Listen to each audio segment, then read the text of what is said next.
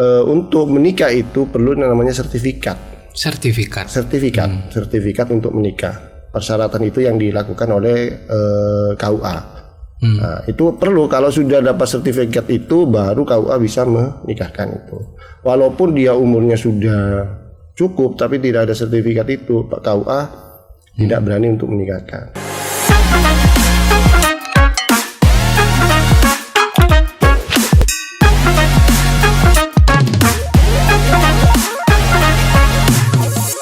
Assalamualaikum warahmatullahi wabarakatuh. Kembali berjumpa bersama kita di Pratiwi Radio dan juga Pro TV Situbondo, di mana akan selalu hadir terutama khusus di talkshow bersama Dinsos P3 AKB Kabupaten Bondowoso.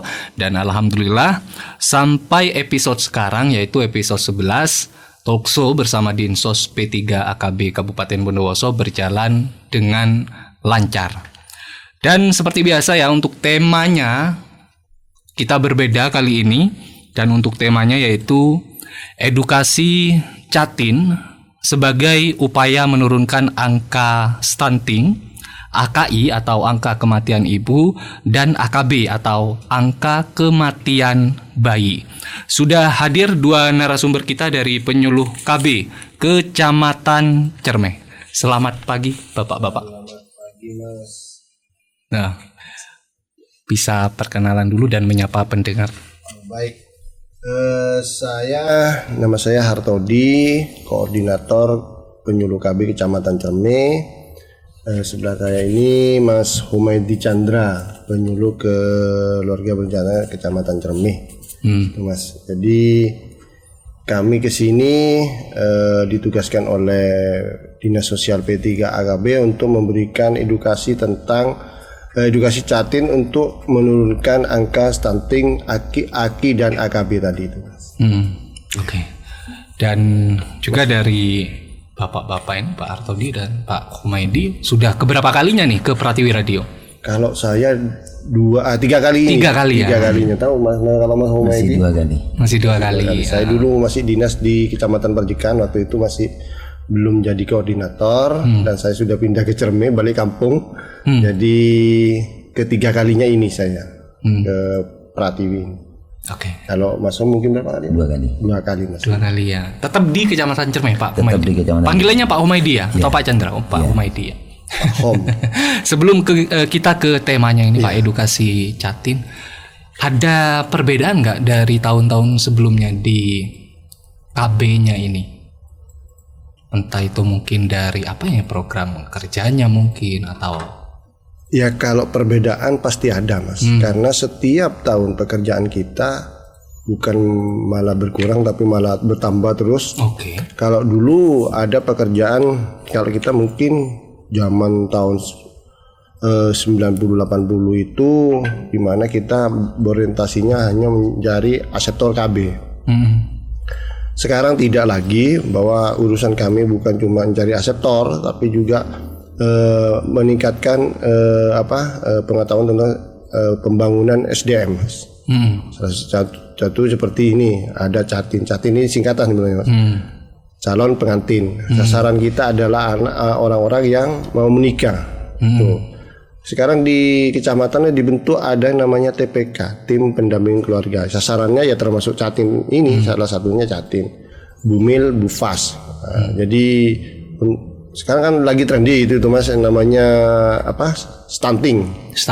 Itu programnya Bapak Presiden kita, bahwa kita harus terbebas yang namanya dari stunting. Stunting itu adalah kondisi anak yang memiliki tinggi badan atau lebih rendah dari yang biasanya. Kalau dulu ya pada umumnya. Kalau dulu mungkin bisa dikatakan kurang gizi dulu Mas. Ya, gampangannya seperti itu. Jadi kalau istilah dulu itu ya kurang gizi itu. Jadi kalau seumur itu masih dia tinggi dan berat badannya itu masih kurang, itu adalah stunting. Jadi termasuk pikiran kondisi kronis yang dialami oleh anak balita atau bayi. Jadi pada tema kali ini kita membahas edukasi Catin calon pengantin sebagai upaya menurunkan angka stunting, kemudian AKI dan AKB tadi. Tadi nyebutkan TPK, tim pendamping keluarga. Itu anggotanya dari siapa saja nih? Cukup dari KB aja, mungkin ada kader-kader desa yang tergabung di dalamnya. Iya, itu ada 3 unsur Mas. 3 unsur, di mana 3 unsur itu bekerja sama untuk pencegahan stunting. 1 unsurnya dari nakes atau dari tenaga kesehatan, entah itu bidan, perawat yang ada di kecamatan Cermi, misalnya satu contoh Cermi. Ada dari PKK juga Mas. PKK, jadi gabungan itu Mas. Dari unsur 3 PKK. unsur ya? 3 unsur. Satunya dari kader KB. Jadi ada 3 unsur itu menjadi pendamping di tingkat desa dalam rangka penurunan stunting, memberikan edukasi, memberikan pelayanan, termasuk mungkin kalau pengukuran terhadap bumil, bufas atau sama balita itu. Jadi itu kan diukur Mas, kaki itu. Ya. Jadi lila, lingkar lengan. Kalau catin itu biasanya lingkar lengan. Dia kalau dia anemia panda, kekurangan darah, biasanya kalau perempuan itu kan kekurangan darah kan tiap bulan itu kan menstruasi. Jadi itu juga penyebab risiko stunting juga kalau kekurangan darah gitu Mas. Jadi pekerjaannya TPK itu mendampingi salah satunya catin, bumil, bufas dan baduta ya. Ya. Mungkin Mas Om mungkin bisa menambah. Yang jelas terkait dengan edukasi catin ini yang kita lakukan ya bersama tim TPK itu diantaranya penyadaran kepada para catin untuk memeriksakan kesehatannya sebelum dia menikah. Biasanya 3 bulan sebelumnya. Jadi itu kita sudah woro-woro di masyarakat bagaimana catin itu sebelum mendaftarkan ke KUA itu memeriksakan kesehatannya terlebih dahulu ke puskesmas terdekat. Dan itu pun gratis tanpa biaya. Cuman kesadaran dari catin itu sendiri ya masih tergolong agak rendah. Hanya beberapa catin saja yang memeriksakan kesehatannya, mungkin karena takut atau bagaimana. Dan ini adalah tugas kita dalam mengedukasi para catin itu. Oke, nyebutkan tadi 3 bulan sebelum menikah. Itu data-datanya dari mana Pak? Nah, kita kan punya kader di desa, jadi TPK itu kan kedudukannya di desa, maka secara otomatis kader itu paham dan tahu siapa yang akan menikah gitu kan. Biasanya kan kalau di desa kan 5 bulan sebelumnya sudah woro-woro gitu kan. Dan juga ada, makanya kita mengedukasi di situ para catin biar dia sadar kalau dia mau menikah, sehingga tidak perlu kita yang sehingga catin itu yang diharapkan hadir ke tim kita, ke TPK itu. Dan edukasi catin ini sangat penting. Betul. Sangat penting. Nah, sangat pentingnya ini seberapa pentingnya Pak? Maksudnya apa saja itu yang ada di dalamnya? Gini Mas, saya nambahkan tadi ya Mas Om ya, termasuk data dari mana kita kerjasama kita ini kan lintas sektor. Salah satunya dengan puskesmas, KUA, dengan pihak dinas sosial P3AKB yang ada dalam hal ini di tingkat kecamatan, Balai Penyuluhan KB kecamatan. Nah, itu kerjasama. Setiap orang yang mendaftar mau nikah, dia diwajibkan untuk didaftarkan ke TPK melalui yang namanya aplikasi, namanya LCMIN. Elektronik siap nikah dan hamil. Di sana itu akan tercatat Mas. Data dari mana itu? Data itu dari nakes tadi, dari puskesmas, bahwa itu misalkan berat badannya berapa, terus lingkar lengan berapa, itu di HB-nya berapa, itu tercatat di sana, sehingga nanti akan untuk menikah itu perlu namanya sertifikat untuk menikah. Persyaratan itu yang dilakukan oleh KUA. Nah, itu perlu, kalau sudah dapat sertifikat itu baru KUA bisa menikahkan itu. Walaupun dia umurnya sudah cukup tapi tidak ada sertifikat itu, Pak KUA tidak berani untuk menikahkan. Karena kan seperti tadi ya, pemeriksaan itu perlu. Pemeriksaan dari puskesmas, pemeriksaan dari tim TPK-nya sendiri. Karena kita ada yang sekarang namanya banyak penyakit ya, termasuk salah satunya HIV, kekurangan darah, hemoglobin itu tadi, terus ya salah satunya untuk mencegah stunting tadi itu, terjadinya stunting. Kalau mereka misalkan yang calon pengantin itu yang khususnya perempuan, dia itu misalkan dia kekurangan darah, maka tim pendamping itu memberikan namanya tablet vitamin kurang darah itu, Mas. Jadi itu, Mas. Terus seberapa pentingnya edukasi itu? Karena kebanyakan mereka itu di desa itu pemahaman tentang kekurangan darah, kesehatan perempuan itu kan, kekurangan darah itu kan sepele ya, Mas. Tapi akibatnya itu akan pada keturunan atau hasil janin yang kita akan dilahirkan itu tadi, kekurangan darah akhirnya mengakibatkan namanya stunting itu tadi, Mas. Jadi seperti itu, Mas. Oke. Kemudian nih, yang terjadi di lapangan seperti apa sih contoh-contohnya? Sudah efektifkah Pak terkait adanya ini edukasi Jatin tadi? Mungkin di kecamatan ini KB ini terkait edukasi itu apa saja sih yang dilakukan? Banyak, Mas. Sudah berapa kita adakan yang namanya sosialisasi melalui Poktan, kelompok kegiatan seperti kelompok Bina Keluarga Balita, ada Bina Keluarga Remaja, melalui itu kita sampaikan. Ada juga yang tadi disebutkan Mas Hom itu tadi, bahwa TPK itu memberikan edukasi kepada sasaran, salah contoh yang Jatin atau Bumil Bufas tadi itu memberikan sasaran itu memberikan pengertian tentang bahayanya kekurangan darah, bahayanya lingkar lengan kurang atau kesiapan untuk menikah itu. Salah satunya misal rahim itu loh, Mas. Kebanyakan mereka kan orang desa itu umur masih belum cukup itu sudah mau dinikahkan. Itu juga perlu karena akibatnya itu juga seperti ini, tentang kematian ibu. Karena banyak yang di desa itu ada yang belum siap lahir itu sudah hamil.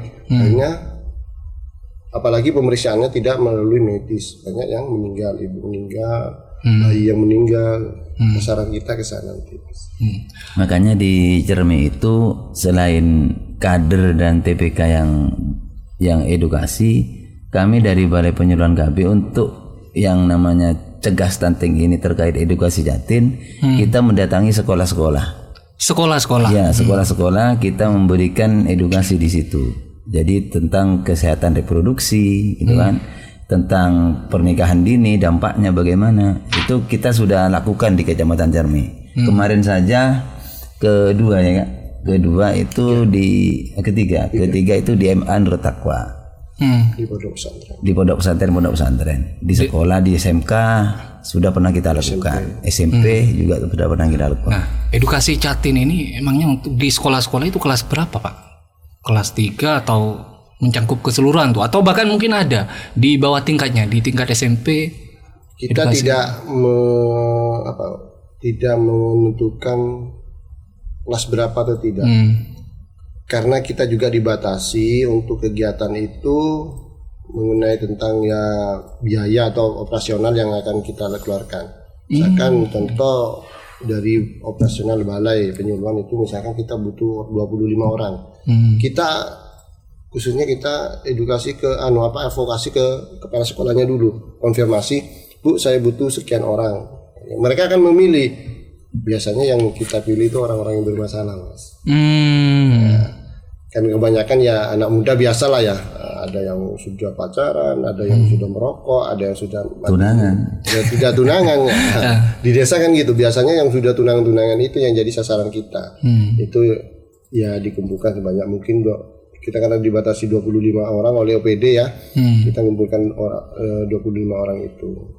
Dan narasumber yang kita selain dari penyuluh KB sendiri, kita juga mendatangkan dari tenaga kesehatan juga. Jadi biar yang lebih spesifikkan untuk mengetahui tentang kesehatan reproduksi itu kan bidan, kita undang bidan.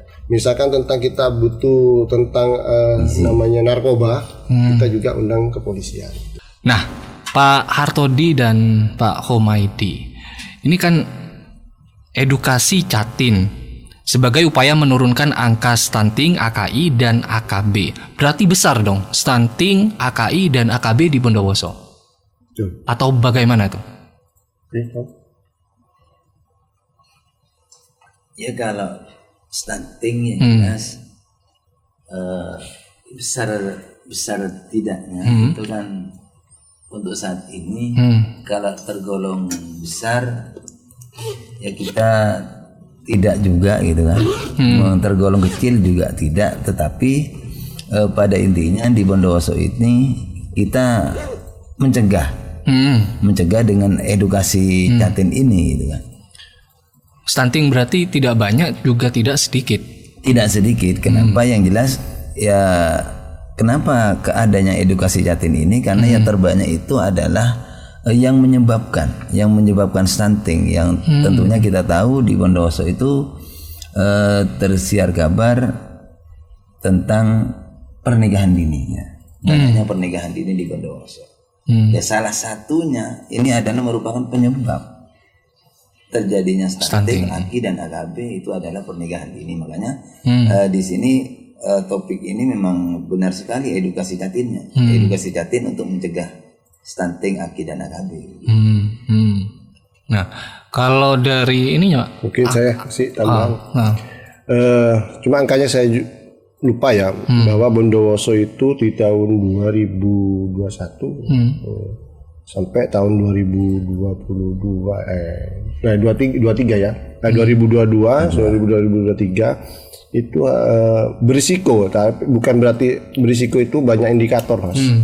Itu turun 5% dari angka dari tahun 2022 ke 2023 itu turun 5% juga. Tapi itu lumayan kalau 5% dari sekian ribu orang kan.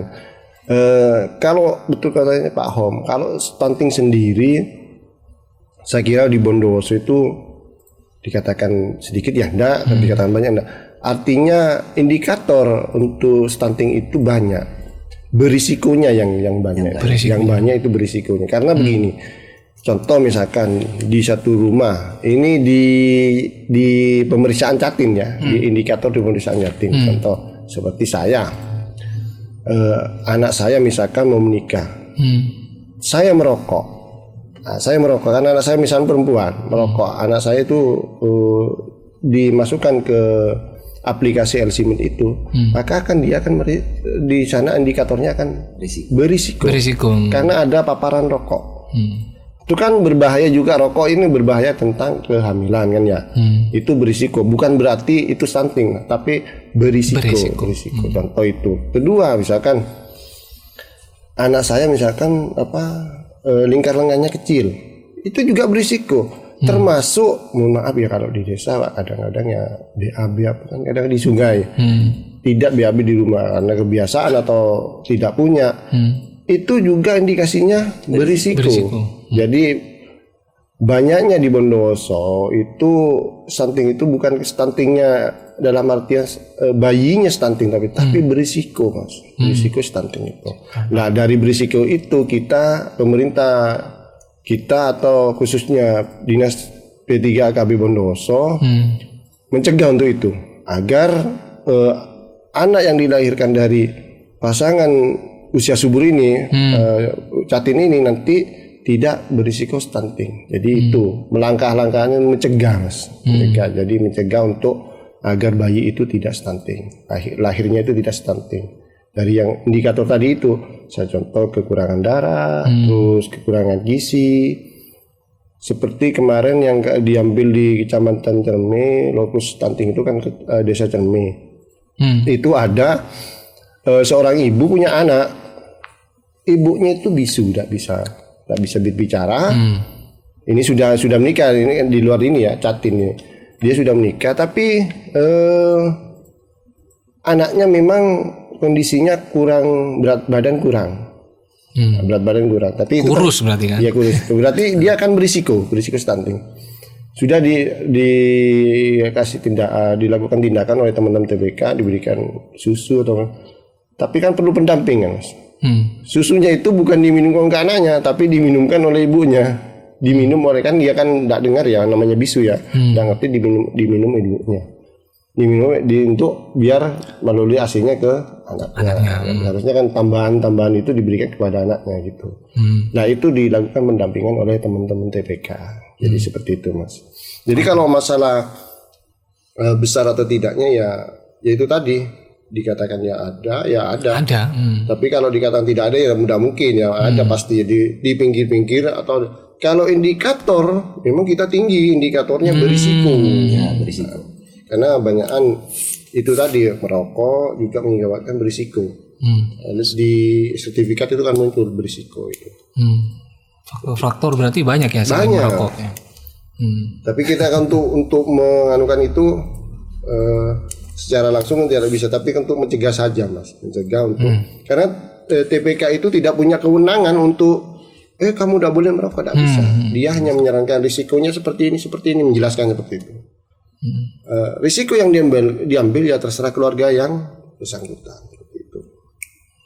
Makanya di situ kan salah satu satu saja indikator terpenuhi itu mesti sudah statusnya berisiko stunting. Iya, meskipun hanya satu indikator yang tercentang. Ya intinya dari penyuluh KB ini juga rekanan ataupun juga yang bersinergi dengan penyuluh KB, targetnya ya kalau bisa ya tipis itu atau sedikit banget ya risikonya stunting, AKI atau apa. Pas membebaskan itu ya bukan tidak bisa tapi bisa, tapi kan dari indikator itu kan contoh ya orang merokok dilarang merokok itu kan susah lah Mas. Ya, seperti contoh kita di rokok itu kan ada tulisan itu berbahaya itu. Tapi banyak orang tetap merokok kan ya. Nah, kembali lagi ke sana. Kita tetap memberikan edukasi. Kita tidak akan lepas TPK itu tidak lepas, tetap kita memberikan edukasi kepada keluarga yang sasaran itu. Jadi tidak akan dilepas itu.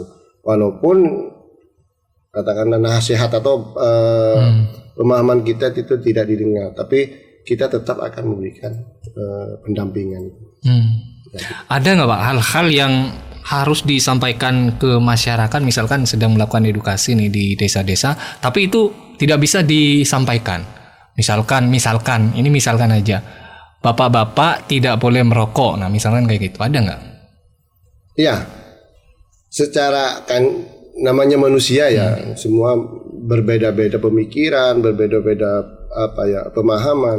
Tetap yang kita ada yang namanya KIE, konseling Mas. Jadi kalau disampaikan di depan umum mungkin mereka tidak mau dengar atau mungkin kita parani ke rumahnya. Kita berikan pemahaman tentang bahayanya. Kalau bisa mungkin tidak bisa memberhentikan, seperti contoh misalnya Pak Hom merokok, saya harus berhenti Pak, tidak bisa Pak Hom karena sudah gangguan misalkan. Tapi kamu berikan saran Pak Hom kalau merokok tolong di luar, kasihan anaknya begini kan gitu. Jadi seperti itu. Tindakan kita seperti itu. Mencegah seminimal mungkin untuk anak itu tidak terpapar oleh rokok. Walaupun sudah orang tuanya merokok, tapi kita mencegah agar mereka tidak terpapar asap rokok. Bisa di ruangan di luar atau jangan di dekat anaknya seperti itu Mas. Jadi ada ya edukasi semacam itu. Iya ada, namanya konseling perorangan, kelompok. Jadi kalau biasanya orang yang bandel-bandel itu biasanya kita konseling perorangan, kita datangi secara pendekatan secara kekeluargaan itu. Pak Artodi dan Pak Humaydi di lapangan kan kerjanya. Iya betul. Boleh tahu nggak dari kesulitan masing-masing, Pak Hom dulu deh, Pak Humaydi, kesulitan di lapangan itu ketika menghadapi masyarakat? Kesulitannya itu ya tentunya dari masyarakat itu sendiri, kesadaran masyarakat masih kurang, sehingga di saat kami edukasi itu dia memberikan contoh ke yang lainnya. Contoh tidak boleh harus punya ini, harus makan ini gitu kan. Cuman kadang mereka itu langsung memutus. Itu sudah makannya seperti itu, sudah anaknya orang kaya, tapi kenapa masih lebih sehat punya saya? Ya itu memang kesulitan seperti itu. Jadi adanya anggapan-anggapan yang keliru kalau menurut saya itu yang dilontarkan oleh beberapa orang, sehingga benar apa katanya Pak Hartodi itu, jika di saat ada orang yang seperti itu, kita perlu adanya KIE secara perorangan. Kesulitannya hanya itu. Jadi membandingkan gitu, Pak. Itu sudah adanya ini, anaknya ini, tapi lebih sehat punya anak saya gitu kadang. Oke, kalau itu aja ya berarti ya. Iya. Nah, kalau Pak Hartodi? Iya Kak, kalau kesulitan itu bervariasi Mas, karena setiap beda orang beda kesulitan, tantangan buat kita sebenarnya. Ya contoh seperti pas Om tadi itu, kadang-kadang itu sudah makan ini, kita lah seperti itu. Tapi ada juga orang yang dikasihkan dikasih contoh, kasih obat vitamin A misalkan. Kan biasanya kalau perempuan kan tiap bulan kan menstruasi, kekurangan kadar hemoglobin itu kan tiap bulan pasti ada ya. Itu khususnya anak yang masih muda itu, ibu-ibu muda ya, diberikan itu agar anaknya itu asupan gizi itu terpenuhi. Itu kadang-kadang dikasih vitamin ini tidak diminum, kadang dibuang, kadang pokoknya tidak diminum atau dibuang. Akhirnya kadang-kadang kita kan tidak tahu kok ini tidak ada perubahan, anemia kok masih anemia, karena tidak terbuka dari keterbukaan dari sasaran kita. Kadang-kadang dia diem. Wah sudah dikasih minum sudah, padahal tidak diminum. Ya itu kesulitan kita di sana. Pak Hartodi dan Pak Humaydi mungkin ingin menambahkan terkait materi kita di kesempatan kali ini, yaitu terkait edukasi Catin untuk menurunkan angka stunting, AKI dan AKB tadi. Mungkin ada tambahan mungkin terkait materi yang kita sampaikan dari materi saya. Ini mungkin pesan buat teman-teman nanti ya, bahwa KB itu bukan cuma mencari aseptor lagi sekarang. Jadi kita tugas kita ditambah yang namanya memberikan edukasi kepada masyarakat, baik itu Catin, Bumi dan Bufas itu tadi. Tugas itu menjadi tambahan buat kami sehingga kepada teman-teman atau mitra kami di lapangan, terima kasih banyak bahwa kita selama ini sudah bersinergi untuk mencegah stunting sedini mungkin sekuat tenaga agar program dari pemerintah pusat itu dapat terlaksana. Kaitannya dengan edukasi Catin ini, kita kepada ibu-ibu itu yang di desa melalui kelompok-kelompok yang kita miliki seperti Bina Keluarga Balita itu Mas, kita sudah sering memberikan materi setiap bulan ya. Setiap bulan itu kita ada kegiatan di desa, di Posyandu, atau kalau di dinas kesehatan itu Posyandu kita ada sendiri namanya Bina Keluarga Balita, BKB Mas. Ada namanya remaja, Bina Keluarga Remaja, kita melalui kelompok Bina Keluarga Remaja, melalui PIKR, Pusat Informasi Konseling Remaja yang tadi itu melalui sekolah-sekolah dan pondok pesantren.